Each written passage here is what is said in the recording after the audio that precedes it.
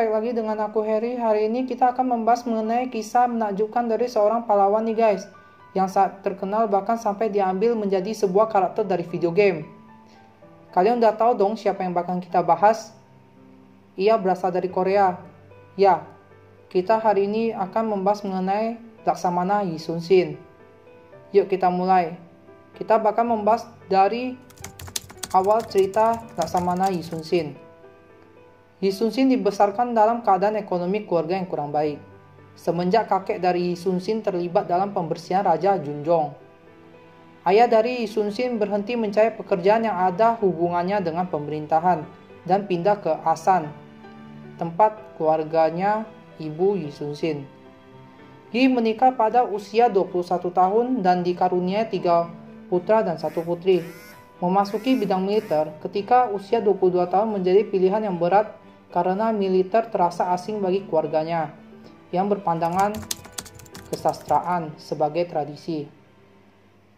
Setelah 6 tahun selanjutnya, pada tahun 1572, Yi Sun-shin melalui ujian militer dan terjatuh dari kuda yang mengakibatkan kaki kirinya patah. Selama 4 tahun kemudian, Yi kembali mengulang ujian militer dan berhasil lulus dengan ujian itu pada usia 32 tahun. Pada awal masa penugasan Yi sebagai perwira militer, Yi dikenal sebagai pribadi yang tangguh, berani, disiplin, juga tegas, dan tak mau berkompromi dalam menjalani prinsipnya.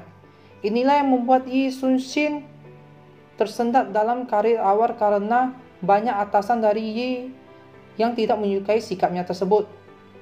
Ketika perang 7 tahun hampir terjadi, Yi Sun-shin diangkat menjadi komandan Stasiun Angkatan Laut Kiri Jola berkat teman masa kecilnya yaitu Perdana Menteri Ryu Song-ryong.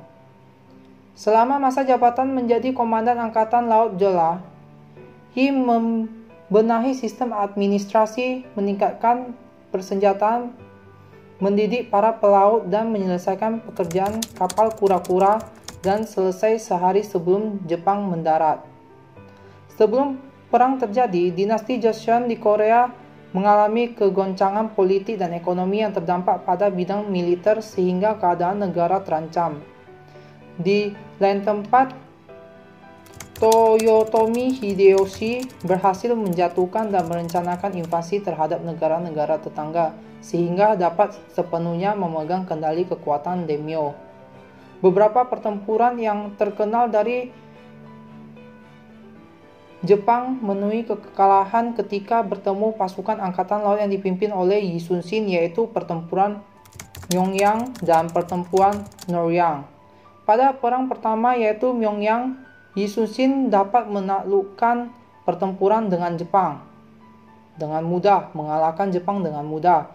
Tetapi pada pertempuran Noryang, ketika Yi Sun-shin memerintahkan untuk menyerang, Yi tertembus peluru musuh dan terluka parah. Yi meminta anak buahnya untuk menutupi tubuhnya dengan perisai agar musuh tidak dapat melihat tubuhnya yang terluka. Yi Sun-shin menghembuskan napas terakhirnya di dekat putra sulungnya Ho dan keponakannya Wan pada tanggal 16 Desember 1558 pada umur 53 tahun ketika pertempuran Noryang sedang berkecamuk. Sedangkan perang Noryang dimenangkan oleh pasukan Yi dengan ditandai hancurnya 450 buah kapal Jepang dan sisanya kabur. Yi Sun-shin diberikan gelar Chungmugong atau pahlawan kesetiaan dan pengabdian. Patung Laksamana Yi Sun-shin ditempatkan di ibu kota Korea Selatan, Seoul sebagai penghormatan. Sekian pembahasan hari ini. Jadi jika kalian memiliki cerita yang unik, kalian boleh komen di kolom komentar, oke?